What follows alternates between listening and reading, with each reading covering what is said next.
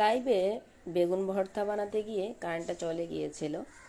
তো তেলটা গরম হয়ে গেলে এতে আমি বেশ খানিকটা কুচি করা পেঁয়াজ দিয়ে দিয়েছি। পেঁয়াজগুলো হালকা নাড়াচাড়া করে নিচ্ছি। পেঁয়াজ নরম হয়ে যাবে না, জাস্ট একটু কাঁচা গন্ধটা চলে গেলেই হবে। পেঁয়াজটা নাড়াচাড়া করে নিয়ে এখন আমি এতে অ্যাড করে দিচ্ছি বেশ খানিকটা ধনিয়া পাতা কুচি। ধনিয়া পাতা কুচি দিয়ে জাস্ট একটু নাড়াচাড়া করেই নামিয়ে নিতে হবে। অতিরিক্ত ভেজে নেওয়ার কোনোই দরকার নেই। আমি হালকা একটু নাড়াচাড়া করে নিয়ে তারপর নামিয়ে যে বেগুন মাখিয়ে রেখেছিলাম এতে তেলসহ দিয়ে দিচ্ছি। আর আমি সরিষার তেল ব্যবহার করেছি, ভর্তায় অবশ্যই সরিষার তেলই ব্যবহার করতে হয়।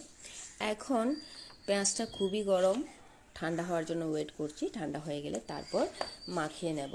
তো একটু ঠান্ডা হয়ে নিক। পেঁয়াজ ঠান্ডা হয়ে গেলে বেগুন ভর্তার সাথে মিক্স করে নিচ্ছি। লবণ আগে দিয়ে দিয়েছিলাম। সো এখন ভালোভাবে মাখিয়ে নিলে ভর্তা রেডি। আর এইভাবে মাখিয়ে নিয়ে উপর থেকে একটু সরিষার তেল দিলে ফ্লেভারটা জাস্ট অসাধারণ হয়। এই তো হয়ে গেল আমার বেগুন ভর্তা।